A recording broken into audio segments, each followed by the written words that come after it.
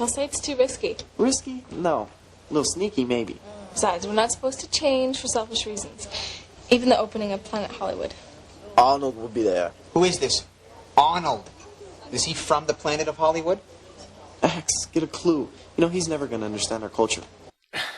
Axe has been on Earth about a week now, and he still hasn't grasped the fundamental concepts of Planet Hollywood and Arnold Schwarzenegger? Why, babies straight out of the womb know these things. Television, new religion, man, everyone's sing hallelujah. Politicians don't wanna listen, they only wanna make money out of you. Hallelujah, hallelujah, hallelujah, hallelujah, hallelujah, hallelujah, hallelujah, hallelujah. So, over 6 episodes, we've covered the first 4 books. On to book 17! We find Rachel, Marco, and Axe at a diner discussing breaking into a Planet Hollywood. Seeing as how Axe is a new character, we spend a lot of time learning about him and how he's adjusted to Earth. Oh, wait, no we don't, because that might have been interesting! There, the 3 of them witness a sweaty guy going crazy on several bowls of oatmeal. Who knew Wilfred Brimley was a pusher? Eventually, 2 cops try to subdue him, but when the man starts clawing at his ear, the Animorphs take notice. Later, the Animorphs have a meeting at the barn. Rachel's mother has been assigned to represent the oatmeal guy, whose name is Edelman. Edelman's family claims that he's too crazy to be responsible with his possessions, and he doesn't help things when he claims he has an alien slug called a yerk in his head. Rachel suggests breaking into the psychiatric hospital to talk to him. All right, let's check on it, but only a couple of us. To be safe. Yes, because nothing says safe like having no backup. Jake, if the concept of strength in numbers eludes you, perhaps you should step down from the leader position. So Rachel and Marco volunteer to go, with Tobias keeping watch outside. The 2 of them break in and disguise themselves as doctors. You know, I'm not an expert, but are OR scrubs standard for a psychiatric hospital?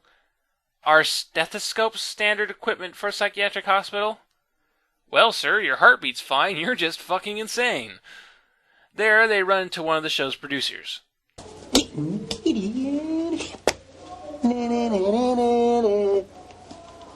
2 of them find Edelman and try to get him to talk about the yerk. Marco proceeds to be an asshole about it. I mean, you look like kids. Interesting. He thinks we're kids. Please, proceed. Edelman gives them the whole story about how instant maple oatmeal removes the yerk's need for control arrays, but drives them insane.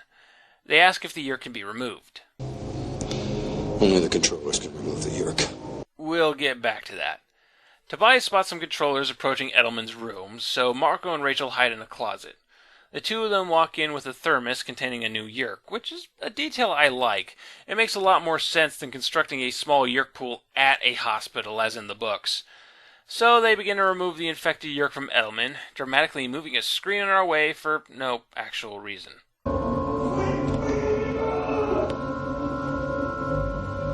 They're replacing the yerk. We can hear you. I think things are about to get real ugly. Wouldn't you like to be someplace else right about now? Stay right there, we'll capture you in a minute. The 2 controllers pack up their re-yerked Edelman into a van, and Tobias follows them to Tom's Burgers.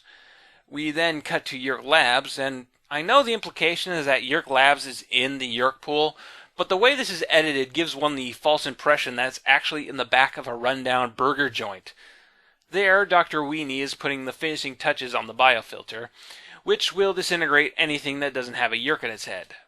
At least that's what it's supposed to do, but I guess it teleports you or something because they tested on the one Hork-Bajir, and there's no way they're going to disintegrate the one Hork-Bajir. They only have one! Re-yerked Edelman arrives in such a dramatic entrance that you think he's going to be very important for the second half of this episode, but nope, this arrival is the last we see of him. No passing mention as to how this affects Rachel's mother's court case or anything, not even the false victory of freeing Edelman that we had at the end of the book version. At the barn, the Animorphs discuss this new weapon and begin to discuss the morality of using a drug against an enemy. And this is where things fall apart. Would I do this to my brother Tom? He'd be free. He'd have Yerk in his brain forever.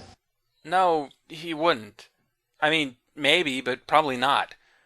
Now, I discussed in my review of Book 17, The Underground, that the moral dilemma of using oatmeal to cripple Yerks was weakened by the comedy of it all. But the moral dilemma still existed. It was still valid. Here, the writers committed moral dilemma suicide by showing us that, yes, an infected Yerk can be removed. Pretty easily, in fact, as the controllers managed to do it with a pair of tweezers. If it's that easy, I don't see any reason why Earth medical science can't figure it out. But even though this makes no sense, let's just say the humans can't figure a way to remove the infected Yerks. The Yerks themselves still can, so it becomes a matter of making them do it.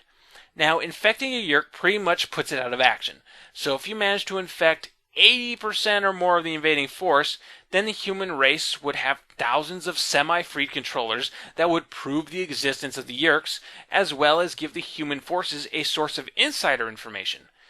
The depletion of Yerk power and the increase of intel on the Yerks would give the human race such leverage that they could negotiate the Yerks into a position where they would remove infected Yerks in exchange for their own survival. By making the Yerks removable, there is no moral issues here at all. Yes, Jake, I would do this to Tom, as well as every controller I could get my hands on. It would be unpleasant for them for a while, but they'd have their freedom back most of the time, and the Yerks would be removed in, at most, a few months. The writers here clearly missed the point by a fucking mile. Which is odd because of this. During the Civil War, they were fighting to end slavery. How did they do that? By killing the slaves? No, by going after the slave owners. I have no idea just how attentive the writing staff was for this show. How could you completely screw up the moral dilemma of one of the books while remembering the semi-obscure detail of Jake being into the Civil War? I mean, at this point in the book series, it's only been mentioned like twice. That's like not being able to remember the model of a car while still being able to remember how many bugs are stuck in the grill. Oh, wow, a birthday party at Tom's Burgers. This is a birthday party of a family on food stamps. The 4 human Animorphs go to the burger joint to find a way into the Yerk pool. Axe isn't there because of, reasons. Eventually, Rachel figures out the code. Let's do it.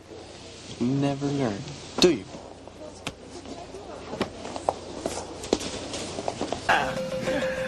Welcome to Good Burger, home of the Good Burger. Can I take your order? We'd like 4 cheeseburgers. Hold the cheese. Hold the cheese.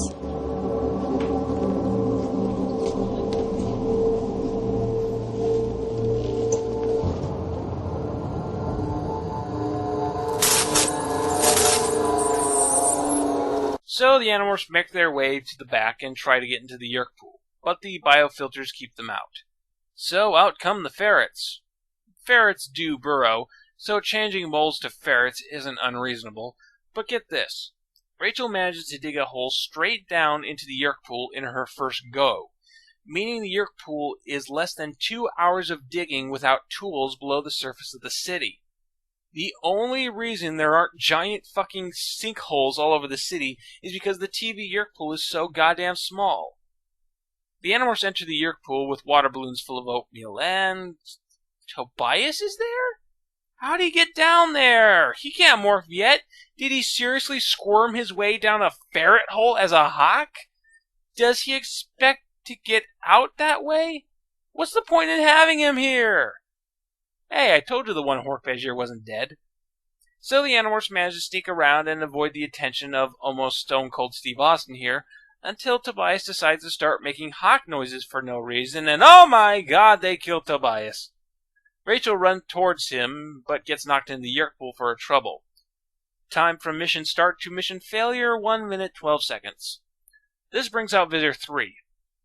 Axe uses Thought Speak while in human morph, which makes total sense, K.A., and threatens to use the oatmeal in the Yerk pool if he doesn't let them go. Are you threatening me and the like? Let us go or we poison the Yerk pool.